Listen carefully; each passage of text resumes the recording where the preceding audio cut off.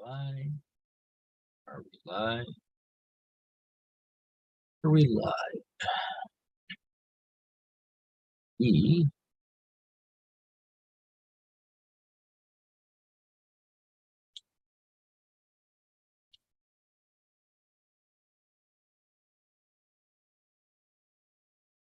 It looks like we are live. So we are live, recording from Arlington, Vermont.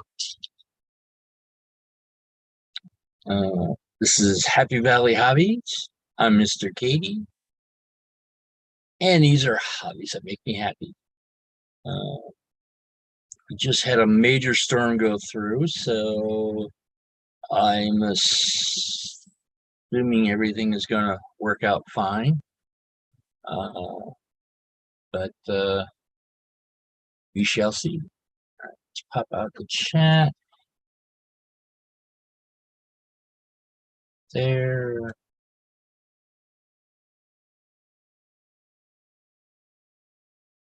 And go that way. And today we're continuing the hobby of model trains. Switch cameras. Live camera. And go this way. Now, I believe what I am doing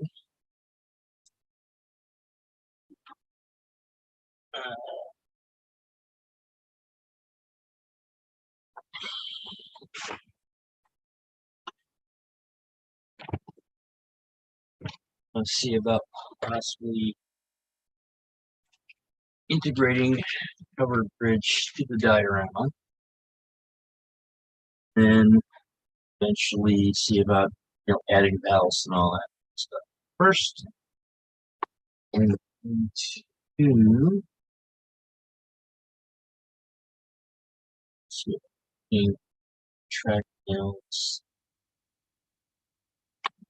for the track for the adding rails to the ties for the track.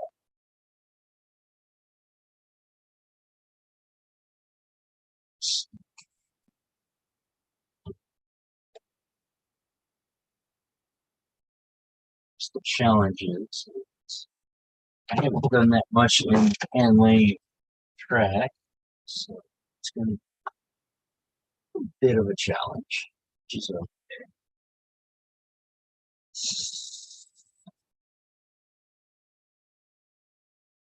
Now I have these gauged.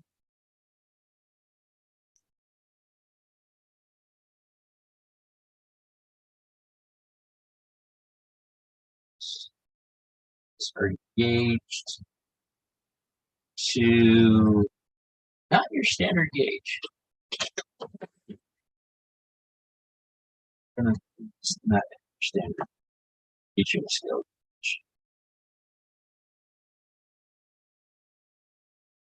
And or the plant is at 6 foot. Calipers. So 6 foot. Eventually, see if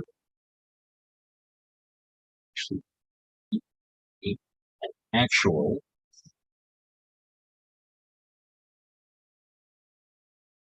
an actual gauge of 6 foot, which just like SN3, not quite HO standard gauge. HO 6 foot gauge, not quite 6 foot gauge, or not quite standard S gauge.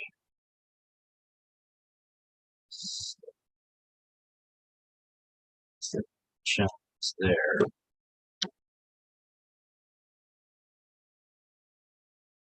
If I wanted to cheat, I could have probably used S gauge. Yes, I'm actually going to be adding guardrails, eventually Train Freak. Hello, how are you, Jason? Now, the interesting thing is I'm going to see about making the guardrails standard gauge, because I do have track lane equipment for making standard gauge, and standard gauge is close to 5 foot. So when you've got 6 foot gauge outside rails, standard gauge should theoretically fit in and make a nice set of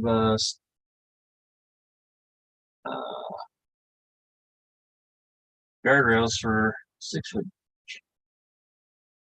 Of course, at this specific time, I don't know what what the what the guardrail gauge should be.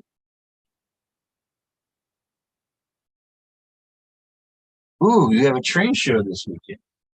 I trying to think when the next train show that I'm aware of. I know there's like one in December, but that's a little bit far off.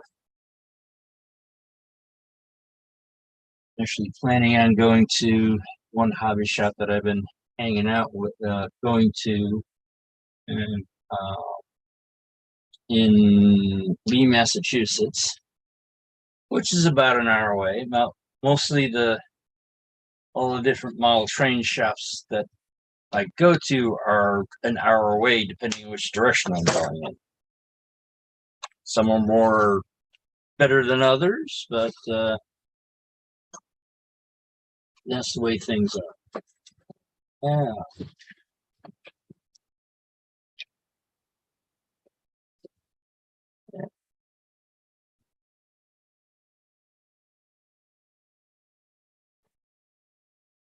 Of course, the main trick on this bridge I'm trying to do is make it so it's removable. Because this is just a little diorama that I made for it.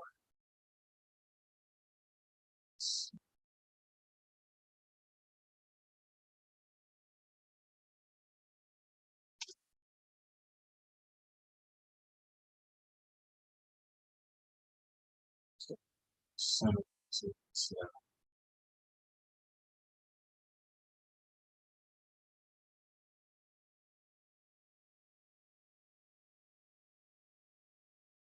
I'm also using Code 40 rail. So I'm modeling a 1870s. The normal 100. I mean, even Code 100, which is sort of kind of standard, is way too large.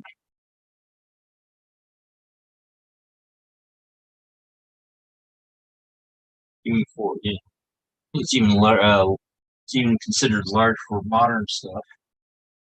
So,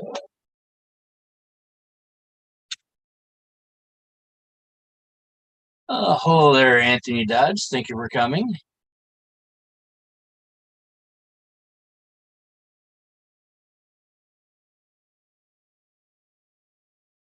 And let's see, how far is the? Well, I live in Vermont, so how far would this train show would be, Jason? I don't. If I remember correctly, we're not on Eastern Standard Time.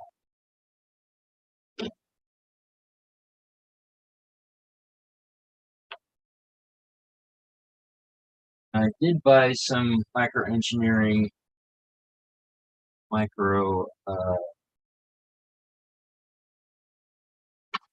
micro spikes, but do you think I can find them?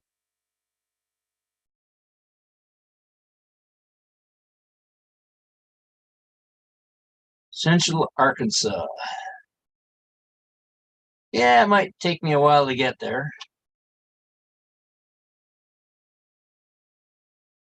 But That might be a little bit too far away to go to a train show. I think the farthest train show I've ever gone to is Amherst. If I remember correctly, that's about 3 hours away. That's also, I think, one of the larger ones in the area. All the west or east coast. Right? Slightly larger. Well, this might be the right size for the micro spikes that I've got. But again, fine. So what I might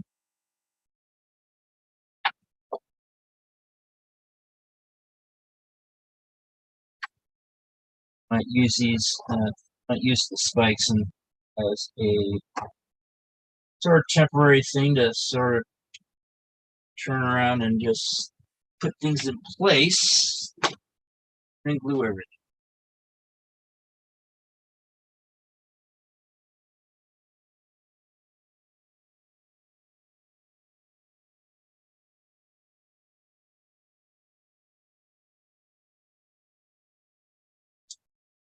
Yeah.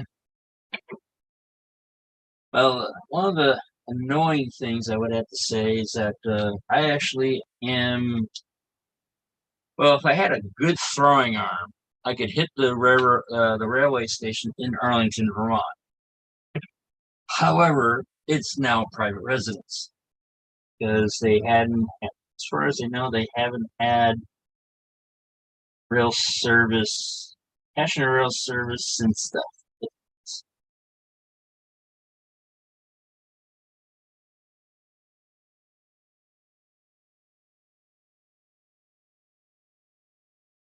That's what I'm using these as a pull down till sets.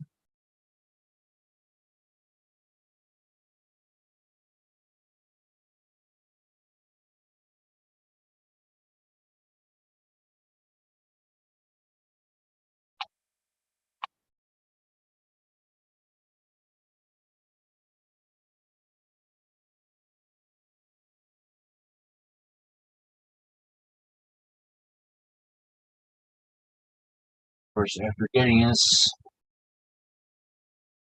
done the 6-foot gauge, also planning on doing other bridge that I got, also the 6-foot. That in order to do things right is to make cars that would be 6-foot. Eventually, uh, taking the OO scale locomotives that I had for years, I thought this was HO scale, but apparently this is actually OO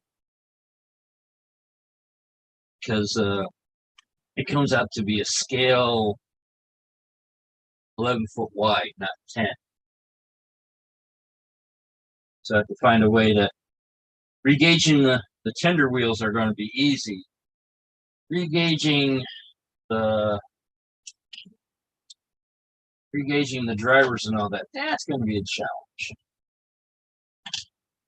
But one thing at a time.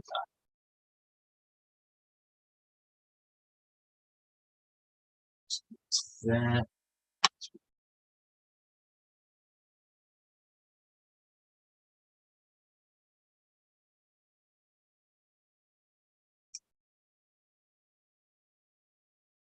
one of the interesting things that I have found is that there is a broad gauge society in England that does the Vernell broad gauge, which is 7'1/4". Never got that wide in North America. 6 foot wide, I believe, is the widest gauge railway that they are ever in the United States. Canada did not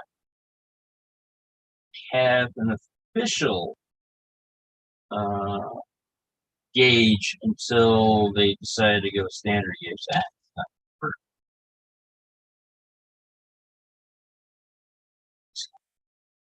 It's definitely not going to be workable tractor.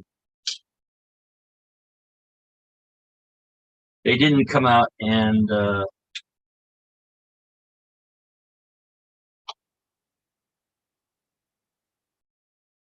hello there, Wigwag. Thank you for coming in. And it seems that I've been noticing a lot of people who have been doing live streams. They they're talking, and then all of a sudden it's like, hey, the chat just jumped, and I just saw that right now. So my assumption is that the live chat is not quite live. There is a significant delay.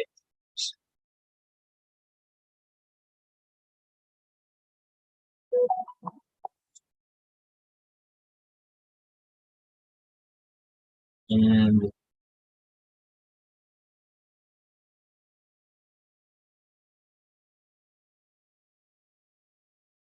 yeah, basically at first I wanted to do, like sort of like the Reconstruction era. That's why I decided to do the 1870s. And I wound up narrowing it down, watched a program where they're doing stuff with bicentennial. Yeah, it was around 4th of July, so they were doing a thing about bicentennial locomotives and stuff like that. And I'm thinking, hey, doing the centennial. And one of the early railroads that I sort of fell in love with is the Delaware and Hudson, which during the 1870s was the Delaware and Hudson Canal Company. And they were, oh, hello, Mystic Railroad. Thank you for coming in. Scallius. I didn't know I was with Scallius.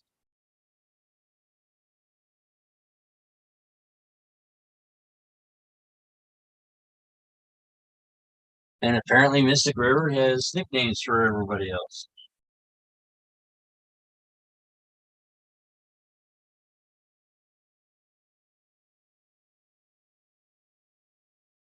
I would have to say Jason is probably more than just his beard.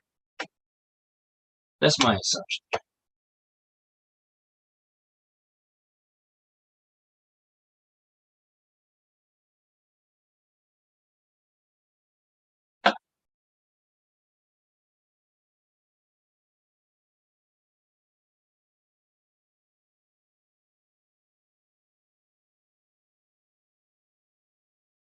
Well, not necessarily. That was necessarily building the bridge. The bridge is already built. Just that now I'm installing it on a small diorama. I'm trying to make it so I can remove said bridge. But yeah, the bridge is already built. I made it so the roof is removable because I'm planning. If I do get a move, I rent, so I'm in an apartment. So I am assuming that I'm going to move. So my thought process is to make this also to practice on my practice on doing scenery and stuff like. So, but I want to be able to, remove the bridge later on and put it on a layout if I wind up going to a place that actually has a large enough place to put the layout in. All right. Yeah. Station gauge.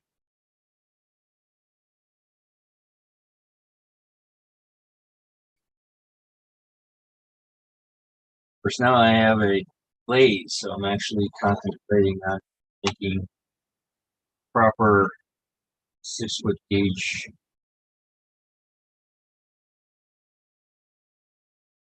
equipment or track equipment, track laying.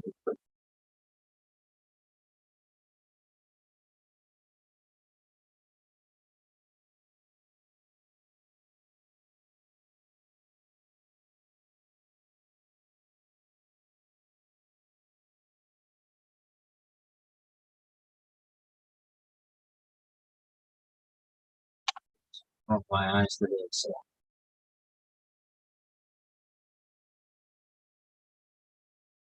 just need to scrub and scrub that way. See how far away from this.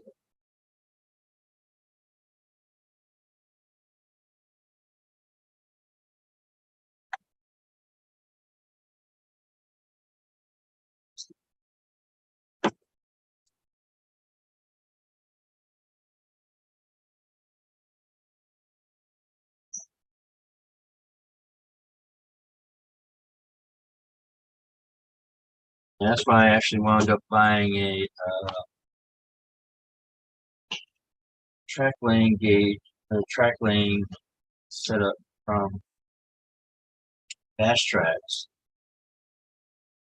to be able to learn on how to build hand laid turnouts and all.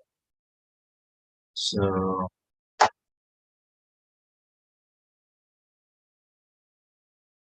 actually get a 6-foot gauge.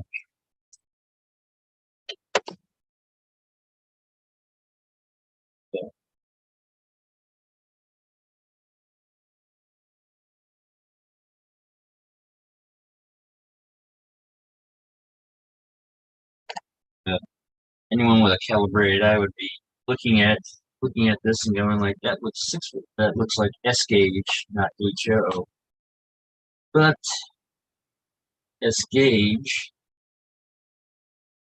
or HO 6-foot gauge, very close. It's about a millimeter off, so about the width of one of the treads.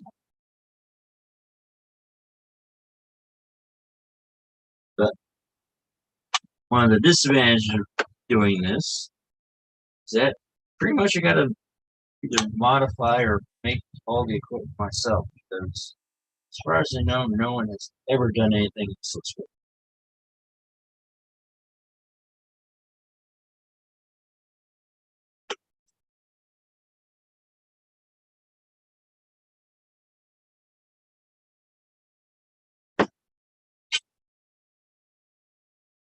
Since this is a diorama, too worried about the accuracy of the gauge, especially since I don't have equipment at this point.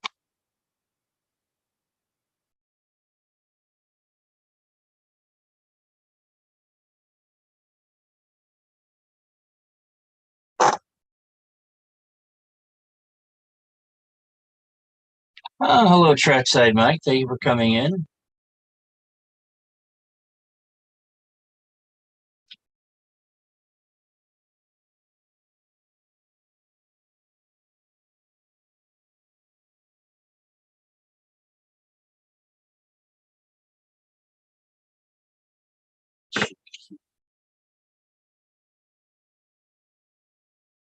Together.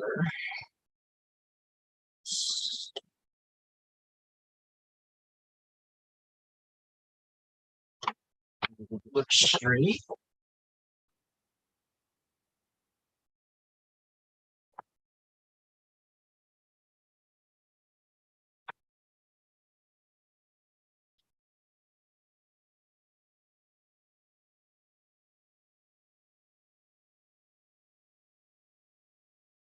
Like one,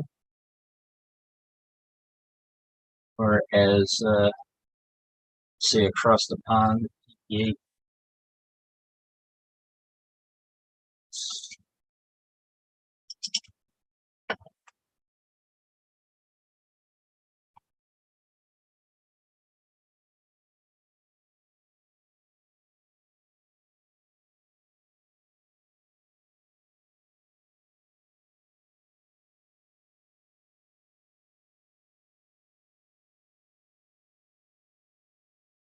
Plus PVA set back, do everything else, which would be, I'll track on the ends type.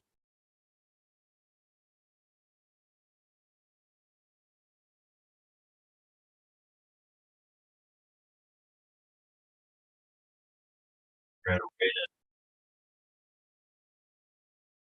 stuff down without doing cut the bridge down. Blowing the bridge in harder to remove time.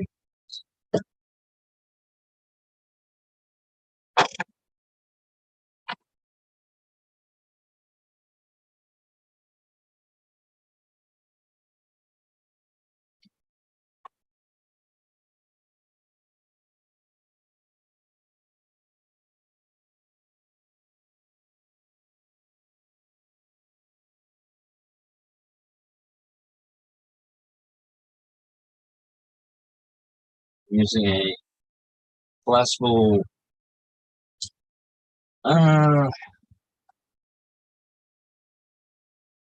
like it was like it's called a collapsible pallet that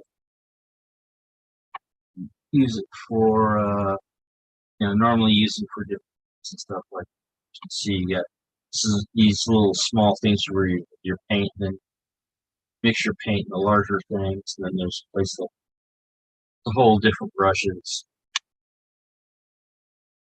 Got it at one of the dollar stores. Huh?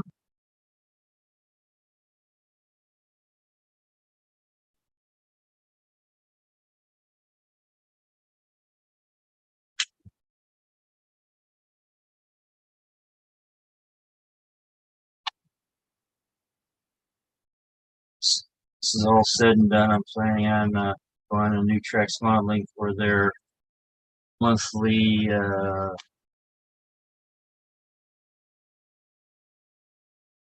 one's called a build along.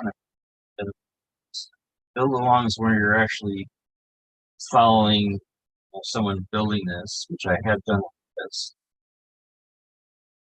But and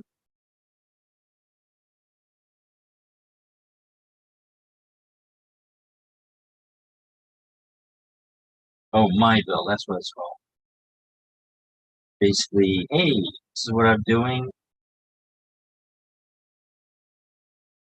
You need to show off your completed model, or if you have questions on how you're trying to do something, it's not coming out quite the way you want, you can ask a question, and say, hey, this is what I'm doing, showing the mid in process projects. Then you can turn around and ask, hey, how do I solve this particular problem? Because I can't figure it out.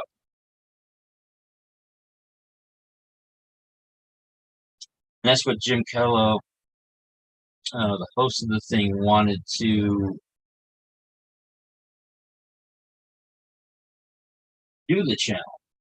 To basically mentor people on how to do, how to pass on older techniques to the younger people, and also for maybe some of the older folk to learn new stuff.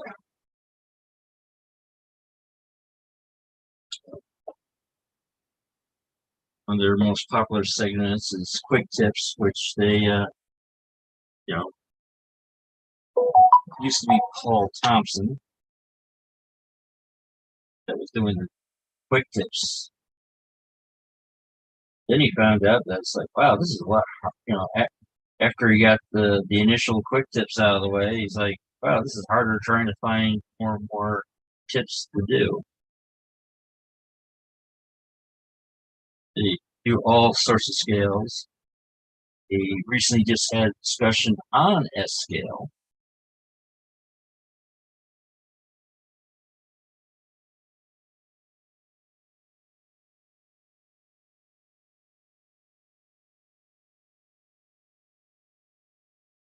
Jim also does articles for O-Scale Resource and S-Scale Resource online magazine.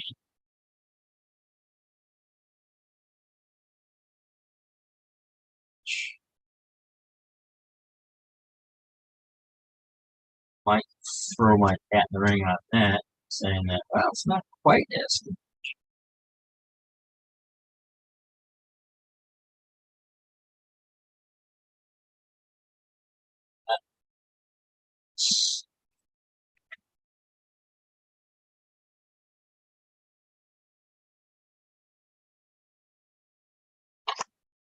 All right, thank you to Trackside Mike. Yeah, I'm getting actually close to completion now that I'm actually adding the bridge and the track. All I have to do now to this particular diorama is add ballast afterwards and trim the ends off. Looks like I might.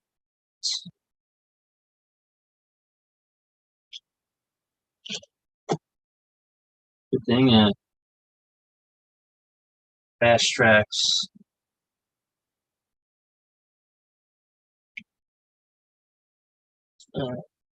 stock 8 in point form, double as weights for the not sponsored, hashtag not sponsored. Also, the thing is the hunter, this is a hunter line bridge. They also suggest that using their weathering bottles are also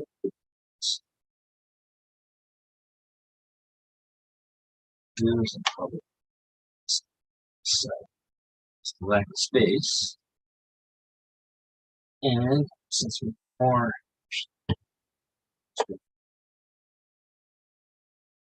at that, I have to find a way to pin the bridge in its location.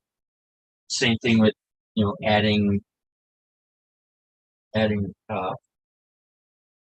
So just one second.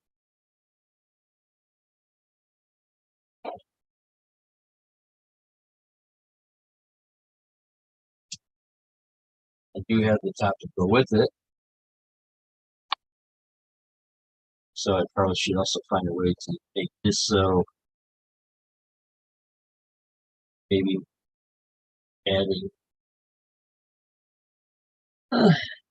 adding some magnets to top here, some metal here that so it just goes clicking. That's a little bit later down the line. Yeah.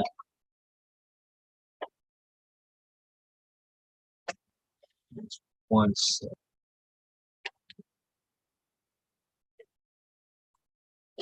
now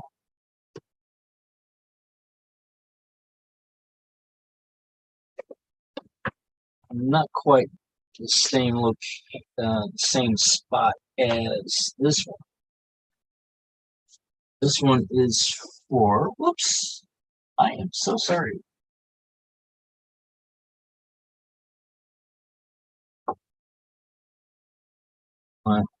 My overhead camera is not on the hardest part, but this one, which is for the uncovered bridge,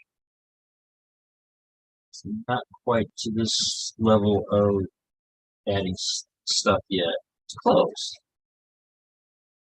But as you can see, this is sort of like the slower stream and all that's going into a much larger, deeper thing. So, but one of the interesting things when I did these bridges are NMRA HO scale standard, which is not prototypical. Apparently, he originally, when he made these bridges, he made them, true to scale and make the correct width and all that, etc. However, because the NMRA is more designed for making things run well instead of being prototypical till lately, they turned around and said, well, the stuff that he had was more narrow gauge. So he sells the prototypical scale size, prototypical scale size, standard gauge is under his website as narrow gauge. Ooh, Motorman. That's yeah, it's one of those things of a Motorman. I would not because the way my layout is set up more as a switching layout. Motorman, I would say probably would not work as nicely, especially since the era that I modeled. With a layout my size, it would probably using a Motorman would probably be better if it was like a streetcar or something like that. But that's just my opinion. And also, the Motorman is designed for, if I remember correctly, DCC. And if I was to use sort of like a Motorman's a layout that a Motorman would use, I would actually just go with DC. Yeah, I think I remember you saying that, Train Free, for Jason. I'm ready for a nap, though. I took a nap beforehand. I still need a nap. It's not a good sign. But yeah, for this, I think I might start adding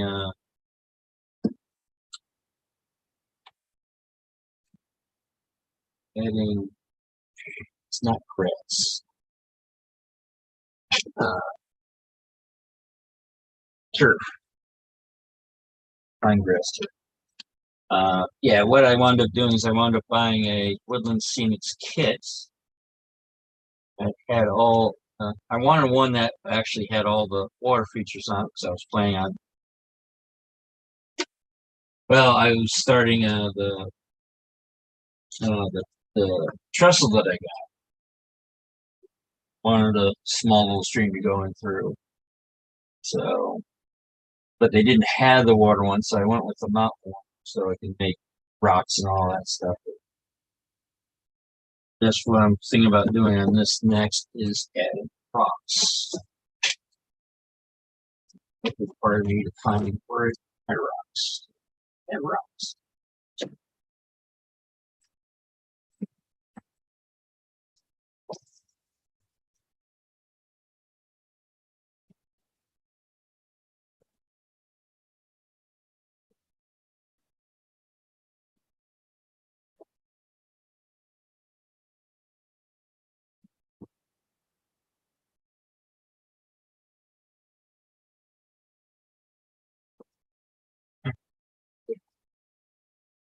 Find more rocks. So find the thing where I can actually make more rocks. There's powdered plaster, but didn't see where the rocks are at this point.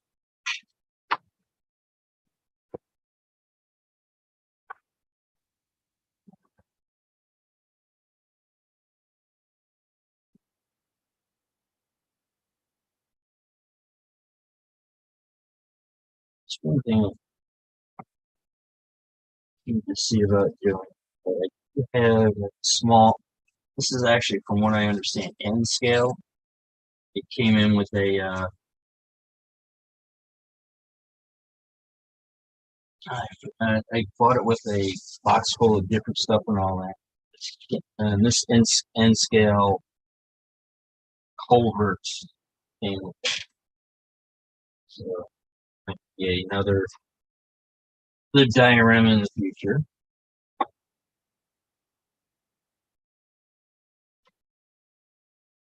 that also has, some water. It actually, I want to say these dioramas are starting to look like they're the same stream. Because, yeah, this one that's relatively wide. This one's a little bit narrower. And the one I got for trestle is even narrower yet. So, not quite sure, but I was doing things sort of congruently. It was easier. It's like, all right, well, we're waiting for the glue to dry on that one. We'll put that one aside. It's getting to the point where I can't do that now. Especially since, I have to use weights. It's like, I can't really move that over to the corner so it's out of the way. Once I start adding track to this, I think we would have to have the same or similar problem.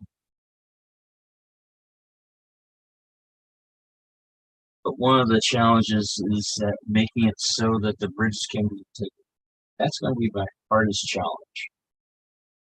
I'm starting to think I should have wax taper or something in there, and then when everything is balanced, trim it away.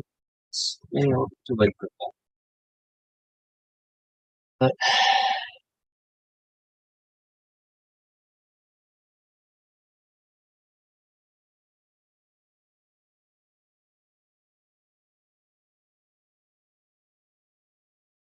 one of the interesting things is that I have been watching. They make it like that. Some of the other channels where they have a lot of graffiti, and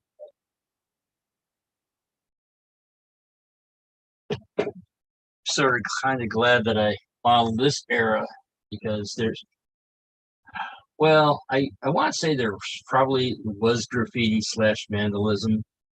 Uh, but the thing is that I already got some bells, which uh, actually not sure if it's period appropriate. I found out that during the Civil War they didn't use ballast, so I don't know when ballast became a thing. Same thing with tie plates. Apparently, tie plates also weren't used during the Civil War. So it's one of those things of finding out the small little details of, hey, when did they start using this? When did they start using that? I guess during the Civil War, they were just starting to use points. They were usually used on the whatever main line it wasn't, whatever the main line was, but they didn't have. But off the branch lines and sidings and all that, they still had the stub switches. This is about a decade or so later, so there could have points were more prevalent, but there were still spots where you still had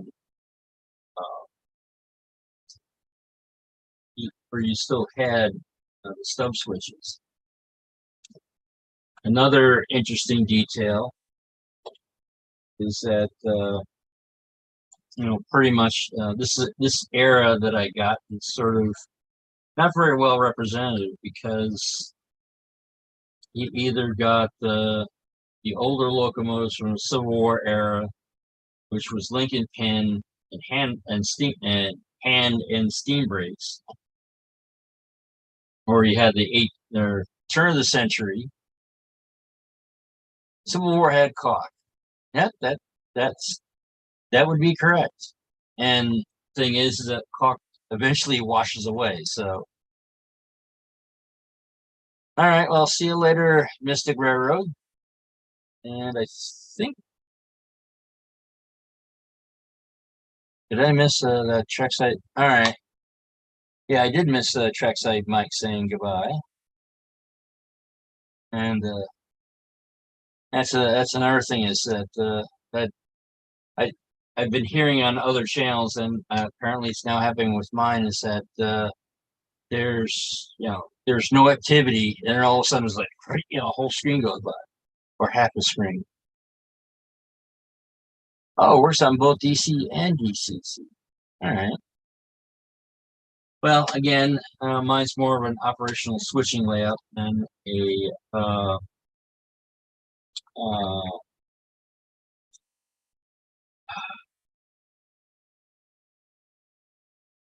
I don't know the exact term, but I've heard them call as a rail fanning layout, where trains are running by and all that, and running around circles. Like some of the more larger major ones, like Miniature Wonderland or Northlands, where you're basically loops of track and trains are going through, are going on. There's not that much in operations. They might have a loop where a streetcar is stopping at stations, but other than that, just going around circles or back and forth, depending if you have a motorman.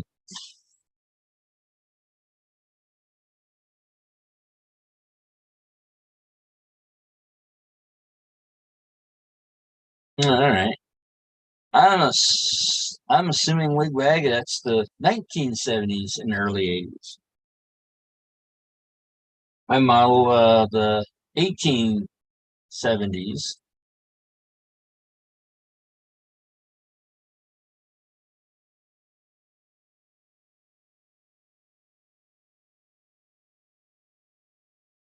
Yeah, I totally agree, Jason. It's just that I do not. My apartment's 20 foot by 20 foot, so it's one of those things. That's why I have a 8 foot by foot and a half layout, which you can sort of see half of it here. It's still in the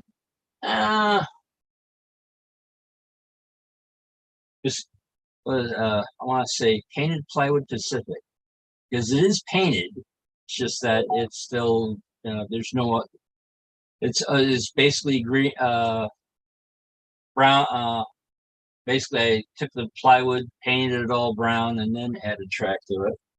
Uh, does have a backdrop on it, but that backdrop is all white at this point. Uh, the other piece that would be here, currently I have that I've had that apart for a while, and I'm going to be adding switches to it. And the switches I'm adding are basically a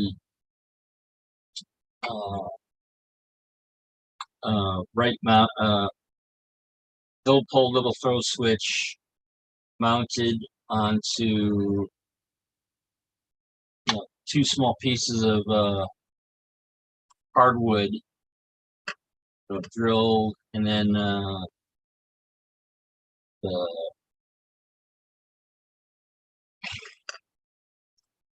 the bolt added onto it. Then a hole drilled through the center of the switch itself, and then that has a nail that goes through another piece of wood that has a bamboo skewer connected to it.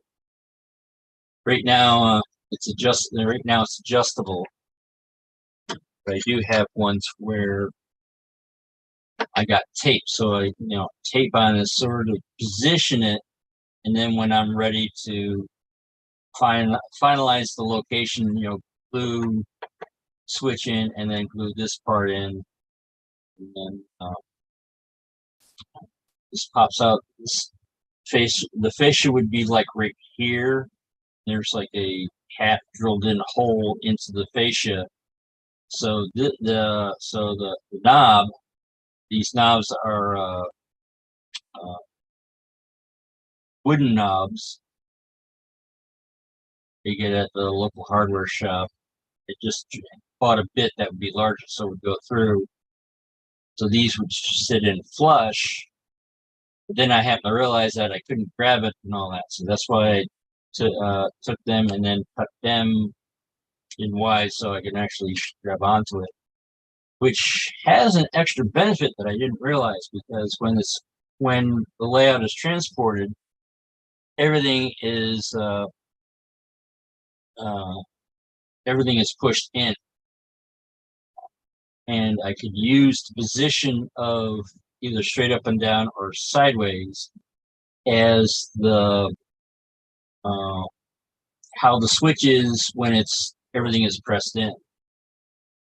So it's going so when it's pressed in and it's straight, I can leave it in the horizontal position. But if it goes on the reversing route, I can have vertical, but not necessarily. It's one of those things of haven't gotten that far yet, and it's way too big to fit in the field of vision. So eventually, I'll see about showing that up.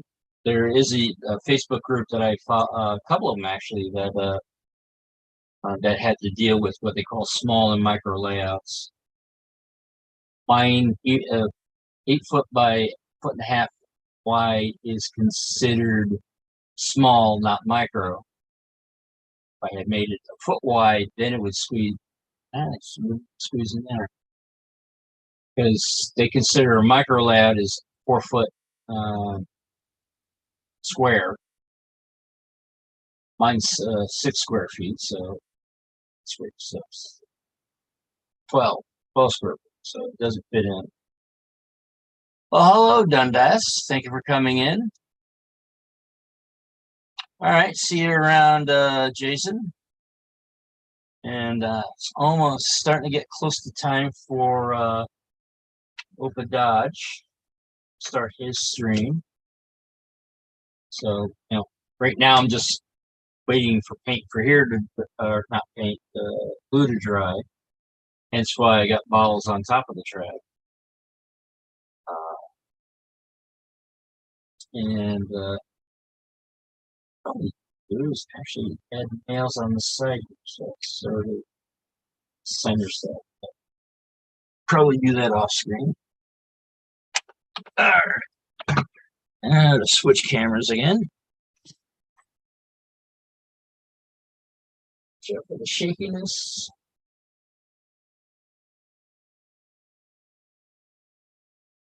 That's my very rickety camera settings are also connected to my rear backdrop. All right, actually, hold on one second. I'm actually gonna try. I've been using my laptop as my audio thing. Now I'm gonna switch it to I got a blue microphone called the Blue Snowball because it's white. All right, now, how does that sound? Yeah, I gotta hit the go live bit. So is my also answering comments and videos, and got a bit behind. No one really comments on my videos. I think they were at the beginning, but then stopped. So not quite sure. One of the things I gotta learn to do is do recordings and all that, and so do projects that do not necessarily have to be not necessarily. All right, there we are. Not necessarily have to be done live. And that's that was one of the things I was planning on originally when I started this channel. But when I started this channel, I was unemployed. Then I did a silly thing and got employed. And so my enthusiasm to promote the channel and all other stuff has been lacking. But I am getting to the point of or feeling comfortable enough and well enough to actually turn around and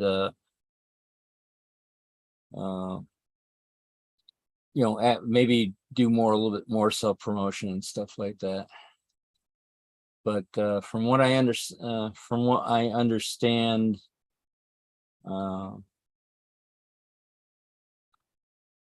maybe having the lathe might I did recently buy a mini lathe and all that, and I'm going to do more content with that, and that might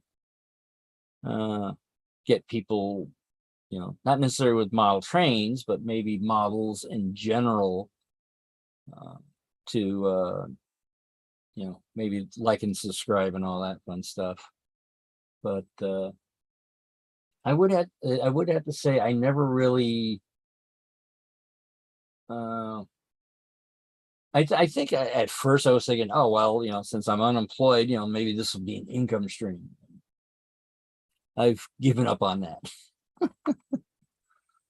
I mean, it would be nice, but it looks like the initial inrush of people and all that was like cool, but then things, just is not going that way. I think there is a possibility of maybe moving the live stream to the current time slot. Probably has not helped it, but it's one of those things of Thursday night is getting a little crowded, and I wanted to do something. I wanted a time slot that was more for me than for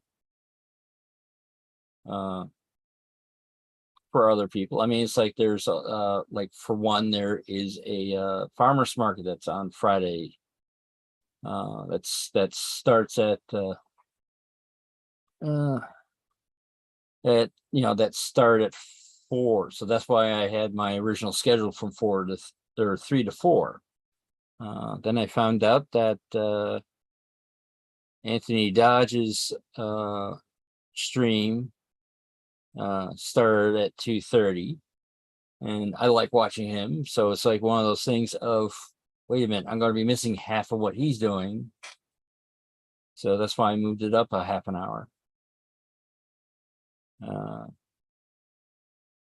And then, because, it was one of those things of Saturdays was, and I think there's a lot of, on Friday nights, there's things that I want to do. It's like you got a farmer's market once a month. There's a group that I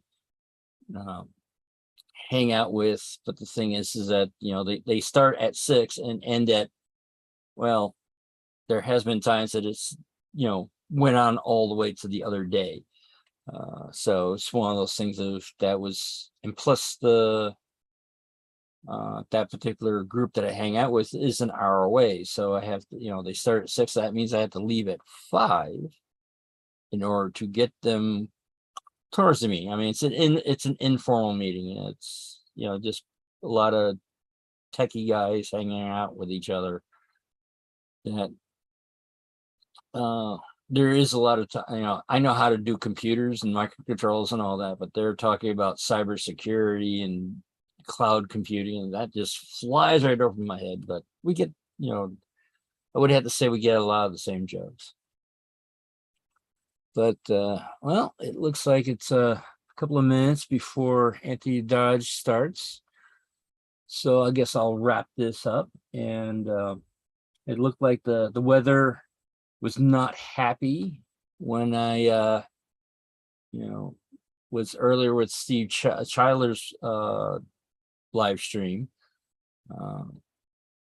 Thankfully, it didn't take out the power or anything like that. So it made it so I could, made me comfortable to do this live stream, because a storm has taken out my live stream once. But the thing is, I'm doing this on a laptop, so it's one of those things that the laptop kept going. But basically I lost both monitors, all the lights, but the computer was still going. So I was thinking, well, thank you, Wigwag, and I'll see you around, because me and you seem to pop up in the same places and all that. So take care, Wigwag, and everybody else. So I would have to I would have to say the world needs more love. So find your passion. Add a little silliness to it.